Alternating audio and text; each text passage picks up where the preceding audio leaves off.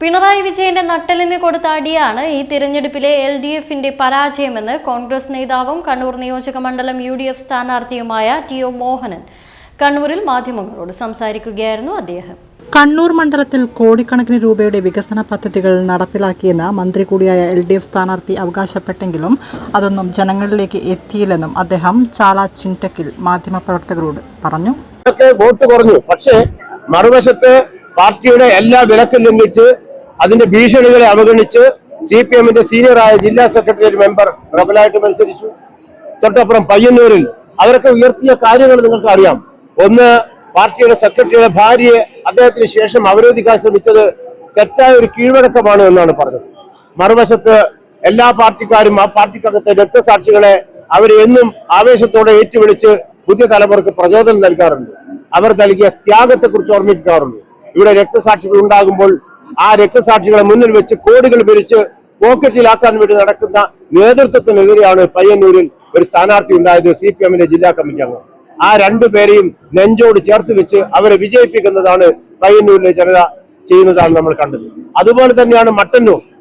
60,000 വോട്ടിനാണ് കഴിഞ്ഞ തവണ ജയിച്ചത്. അവിടുത്തെ ഭൂരിപക്ഷം ഒന്ന് പരിശോധിച്ചാൽ മതി. കേരളത്തിന്റെ മുഖ്യമന്ത്രി എന്ന് അവകാശപ്പെടുന്ന, ഒന്നിലധികം ചങ്കുണ്ടെന്ന് അവകാശപ്പെടുന്ന, കേരളത്തിലെ എല്ലാ വിഷയത്തിലും അഭിപ്രായം പറയുക മാത്രമല്ല ജനങ്ങളെ വെല്ലുവിളിച്ചുകൊണ്ട് മുന്നോട്ട് പോകുന്ന പിണറായി വിജയനെ നട്ടെല്ലിന് കൊടുത്ത ഏറ്റവും വലിയ അടിയായിട്ടാണ് ഈ തെരഞ്ഞെടുപ്പിന്റെ ഫലത്തെ നമ്മൾ കാണേണ്ടത്. എല്ലാ സ്ഥലത്തും, കൂത്തുപറമ്പിലായാലും എല്ലാ സ്ഥലത്തും അതിന്റെ വലിയ മാറ്റം ഉണ്ടായിട്ടുണ്ട്. ആ മാറ്റം കമ്മ്യൂണിസ്റ്റ് മാർക്സിസ്റ്റ് പാർട്ടി പിരിച്ചുവിടാൻ പാകത്തിലുള്ള നിലയിലേക്ക് എത്തി എന്നുള്ളതാണ്.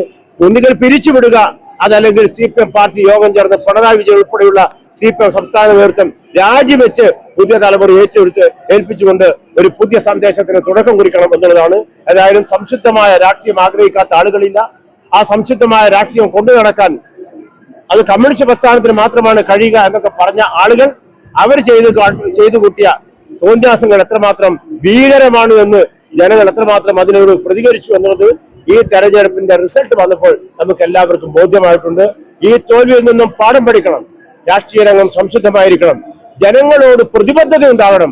ആ പ്രതിബദ്ധത ഇല്ലാതെ അധികാരം കിട്ടിക്കഴിഞ്ഞാൽ ജനങ്ങളെ വെല്ലുവിളിക്കാനുള്ളതാണെന്ന ബോധ്യത്തിൽ മുന്നോട്ട് പോകുന്നവർക്കെതിരെയുള്ള ശക്തമായ വിധിയെഴുത്താണ് ഈ തെരഞ്ഞെടുപ്പിന്റെ ഫലം എന്നാണ് സൂചിപ്പിക്കുന്നത്.